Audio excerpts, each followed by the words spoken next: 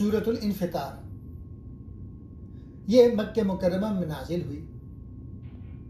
محمد اسد اپنی تفسیر میں میسج آف دا قرآن میں اس سورہ کے ذریعے کائنات کے بکھرنے اور انسان کی خود فریبی کو بہت گہرے انداز میں بیان کرتے ہیں۔ پہلا پوائنٹ، کائنات کے نظام کا درہم برہم ہونا۔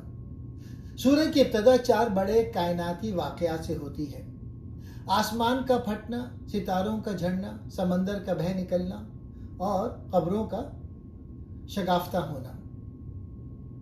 محمد اسد کی تشریح: اسد صاحب فرماتے ہیں کہ یہ آیات صرف جسمانی تباہی کی خبر نہیں دیتی، بلکہ یہ اس وقت کی نشانی ہے جب مادی کائنات کا موجودہ نظام یعنی فزیکل آرڈر ختم ہو جائے گا اور روح کی اصل حقیقت سامنے آ جائے گی۔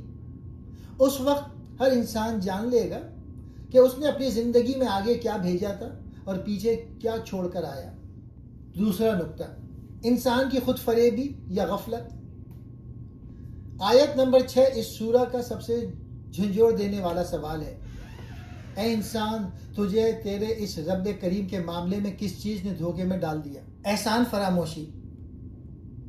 محمد اسد لکھتے ہیں کہ انسان کو اللہ نے بہترین ساخت میں پیدا کیا، اسے متناسب بنایا اور عقل عطا کی، لیکن انسان اسی جسم اور عقل کے زوم میں اپنے خالق کو بھول جاتا ہے۔ تخلیق کا حسن، اللہ نے انسان کو جس شکل و صورت میں چاہا ترتیب دیا، یہ اس کی قدرت کا بڑا نشان ہے، مگر انسان اسے محض اتفاق یا نیچر سمجھ کر دھوکے میں پڑ جاتا ہے۔ تیسرا نقطہ، محافظ فرشتے اور ریکارڈنگ کرامن کاتبین۔ اللہ تعالیٰ فرماتا ہے کہ تم جو کچھ بھی کرتے ہو وہ لکھا جا رہا ہے۔ کون ہیں یہ لکھنے والے؟ محمد اسد کے مطابق یہ معزز کاتبین دراصل اللہ کی طرف سے مقرر کردہ وہ قوتیں ہیں جو انسان کے ہر عمل اور اس کے اثرات کو محفوظ کرتی ہیں۔ آگے ہی، انسان اکیلا نہیں ہے، اس کا ہر ارادہ اور ہر عمل کائنات کے ریکارڈ میں درج ہو رہا ہے۔ چوتھا نقطہ، جزا و سزا۔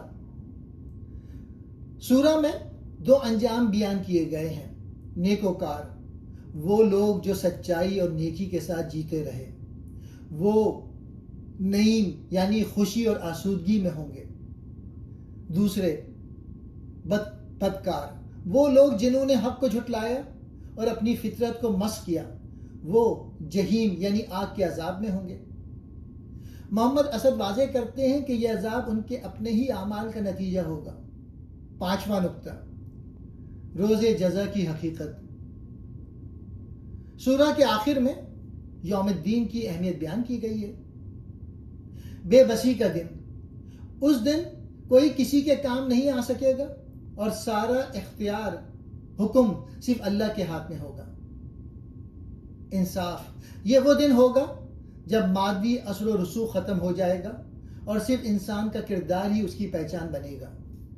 محمد اسد کا خاص نقطہ، اس سورہ میں محمد اسد اس بات پہ زور دیتے ہیں کہ اللہ کا کریم ہونا انسان کو سرکش نہیں بننا چاہیے، بلکہ اسے اللہ کا اور زیادہ شکر گزار بننا چاہیے۔